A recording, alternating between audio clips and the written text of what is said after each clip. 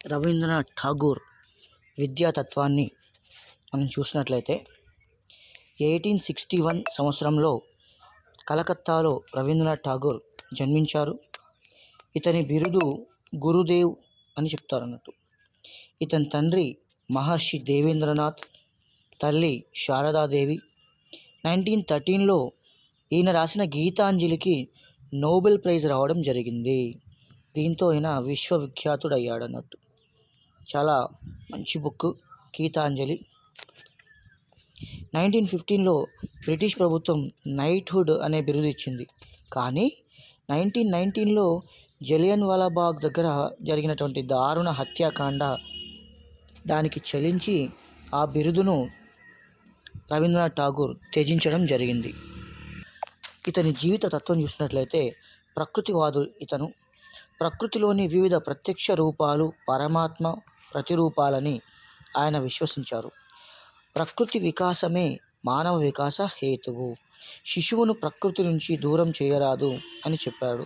So know from the nature, learn from the nature అనేది ఈయన సిద్ధాంతం అన్నట్టు. వ్యక్తివాదం చూసుకున్నట్లయితే ఈయన దానిలో సహజ సామర్థ్యాలకు ప్రాధాన్యత ఇచ్చి సొంత విధానాలతో అభివృద్ధి చెందేందుకు స్వతంత్రం ఇవ్వాలి. వ్యక్తికి తన జీవితాన్ని తాను నిర్మించుకోగలిగే స్వేచ్ఛను ఇవ్వాలి.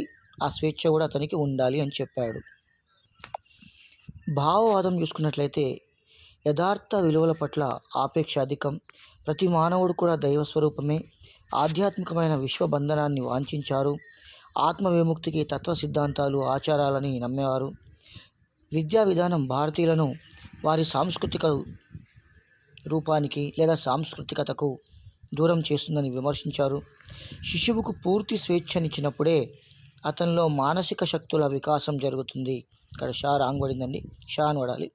సో అతనిలో మానసిక శక్తుల వికాసం జరుగుతుందని చెప్పడం జరిగింది. రవీంద్రనాథ్ ఠాగూర్ ప్రకృతి మానవునికి గొప్ప గురువు.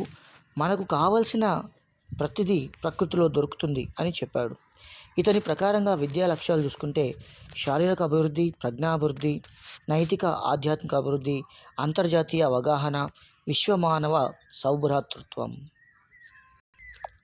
పాఠ్య ప్రణాళిక చూసుకున్నట్లయితే రవీంద్రనాథ్ ఠాగూర్ ప్రకారంగా పౌరసత్వ శిక్షణకు అవసరమైన స్వయం పాలన, సామాజిక సేవలు, చరిత్ర, భూగోళం, విజ్ఞాన శాస్త్రం, గణితంలతో పాటు చిత్రలేఖనం, నాటక ప్రదర్శనలు, విహారయాత్రలు, సంగీతం వంటివి పాఠ్య ప్రణాళికతో పాటు జతపరచాలి. మాతృభాషలోనే బోధన జరగాలి అని చెప్పాడు. రవీంద్రనాథ్ ఠాగూర్ యొక్క బోధనా పద్ధతులు చూసుకున్నట్లయితే పరిసరాలను ప్రతిబింబించే విధంగా విద్య ఉండాలి. తెలిసిన విషయాల నుంచి తెలియని విషయాలకు నడిపించేది అసలైన విద్యా బోధన అని చెప్పాడు. స్వయం కృషి, ఆలోచన ద్వారా విజ్ఞానాన్ని అందించాలి అని చెప్తాడు. విద్యార్థుల స్వేచ్ఛకు అడ్డు రావద్దు. వారికి ఎదురయ్యే చిన్న చిన్న ఇబ్బందులే వారి మార్గాలను సవరిస్తాయి, నిర్ణయిస్తాయి. చైతన్యవంతమైన అభ్యసన బాలలకు పూర్తి ఫలితాలనిస్తుంది అని చెప్పాడు. 1910లో శాంతినికేతన్ అనే ఒక విశ్వవిద్యాలయాన్ని స్థాపించి విశ్వభారతి అనే పాఠశాలను పురాతన ఆశ్రమ పద్ధతిలో స్థాపించారు.